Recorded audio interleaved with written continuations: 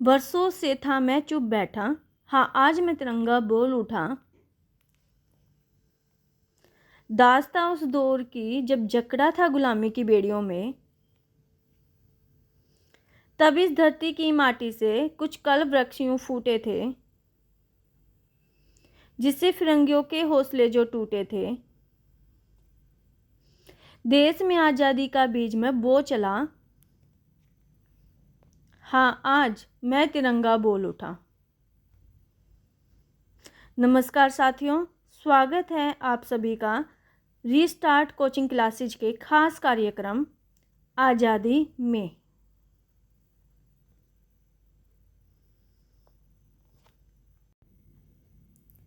जहां हम रूबरू होंगे वीरों की गाथा से, साथ ही जानेंगे देश की स्वतंत्रता से जुड़े हर उन अनछुए पहलुओं को जो हमें अतीत के झरोखों से ऐतिहासिक लम्हों की झलक दिखाते हैं। साल 1498 जब पुर्तगाल के वास्को डी गामा ने यूरोप से भारत तक के समुद्री मार्ग को खोजा और वह केप ऑफ गुड होप से भारत के कालीकट पहुंचा और इस अद्भुत देश की खूबसूरती और शासन को देखकर दंग रह गया और भारतीय बाजारों से करीब 60% मुनाफे के साथ वापस लौटकर वास्को डी गामा ने वैश्विक इतिहास में एक नए अध्याय की शुरुआत की। दरअसल इस समुद्री मार्ग ने अन्य यूरोपीय व्यापारियों के लिए नए रास्ते खोल दिए। डच, फ्रेंच सहित कई यूरोपीय कंपनियों ने हिंदुस्तान की धरती पर कदम रखा और अपने व्यापार को नया आयाम दिया। उस दौर में भारतीय मसालों में का इतिहास दुनिया में डंका बज रहा था और इसमें काली मिर्च का प्रभाव इतना गहरा था कि उस दौर में इसकी तुलना सोने से की जाती थी, इसलिए इसे ब्लैक गोल्ड के नाम से भी जाना जाता था। उस दौरान मसाले के व्यापार पर डचों का एकाधिकार था, लेकिन साल 1599 के अंतिम दिन लंदन शहर में जन्म हुआ ब्रिटिश जाइंट स्टॉक कंपनी का। यही कंपनी आगे चलकर ईस्ट इंडिया कंपनी के नाम से जानी गई। शुरुआत में इस कंपनी पर ब्रिटिश व्यापारियों और अभिजात वर्ग का अधिकार था। 31 दिसंबर 1599 को तत्कालीन महारानी एलिजाबेथ प्रथम ने उन्हें एक रॉयल चार्टर दिया। इसका मतलब था एक रिटर्न ऑर्डर, जिसका मतलब था कि ईस्ट इंडिया कंपनी जो इंग्लैंड में बनी वर्ल्ड के किसी भी हिस्से में जाकर मसालों और दूसरी वस्तुओं का व्यापार कर सकती थी। आसान भाषा में कहें तो उन्हें एक प्रकार का ट्रेडिंग लाइसेंस मिल गया। इसके साथ ही उन्हें कई विशेषाधिकार भी मिले, जिसमें जैसे पैसा छापना, उनके अनुसार किसी भी क्षेत्र में नियम कानून बनाना और उसमें शामिल होना। एलिजाबेथ ने उन्हें क्षेत्र सीमा भी बताई थी और वह थी केप ऑफ गुड होप के पूर्व और मैगलन राज्यों के पश्चिम में बसा क्षेत्र।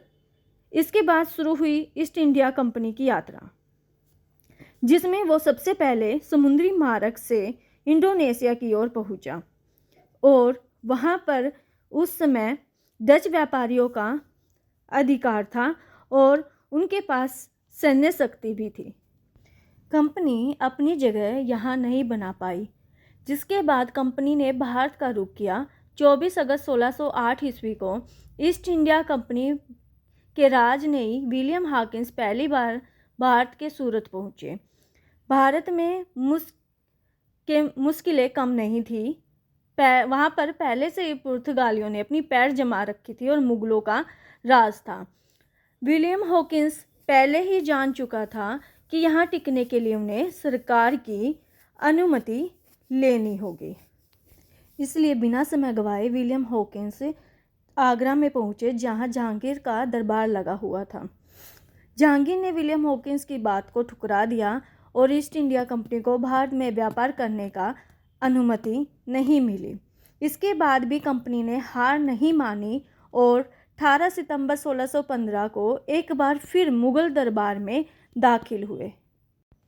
इंग्लैंड के एकाधिकारिक राजदूत सर थॉमस रो उन्होंने जहांगीर से मुलाकात की और इंग्लैंड के साथ व्यापार करने का प्रस्ताव बड़े ही रोचक अंदाज में सामने रखा और कहा, अगर कंपनी को व्यापार करने की अनुमति मिल जाती है तो इसके बदले कंपनी मुगल राज को 1 तय राशि भुगतान करेगी।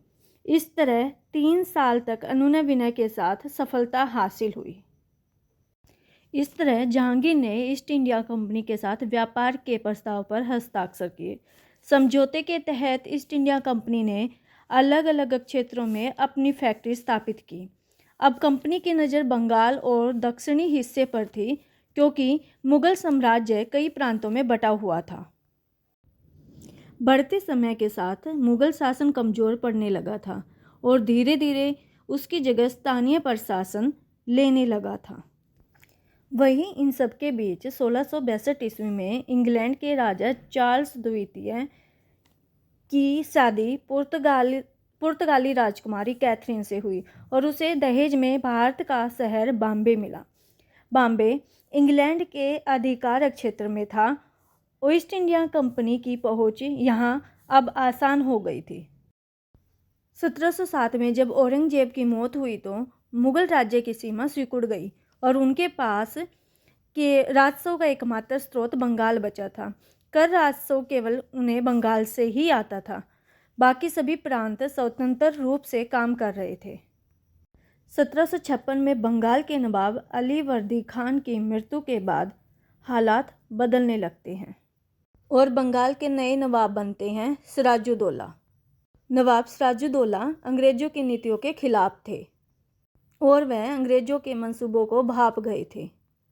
इसलिए उन्होंने ईस्ट इंडिया कंपनी द्वारा बनाए बंगाल में व्यापार के नाम पर बनाए जा रहे किलों का विरोध किया और अपने 30,000 सैनिकों को भेजकर कलकत्ता में ईस्ट इंडिया कंपनी की फैक्ट्री पर कब्जा कर लिया तथा उनके कार्यकर्ताओं को छोटे से कमरे में बंद कर देते हैं, जिसमें घुटन के कारण कई व्यक्तियों की मौत हो जाती है। नवाब सिराजुद्दौला के इस कदम से ईस्ट इंडिया कंपनी को बड़ा झटका लगता है। इसके साथ व्यापार करने आई कंपनी अपने बदले भी भावना से तेवर दिखाते हुए आगे की कार्यवाही करती है। अगले भाग में जानेंगे कि ईस्ट इंडिया कंपनी को सिराजुद्दौला के रूप में बड़ी चुनौती मिली और व्यापार करने आई कंपनी कैसे युद्ध के मैदान में कूदी। जय हिंद।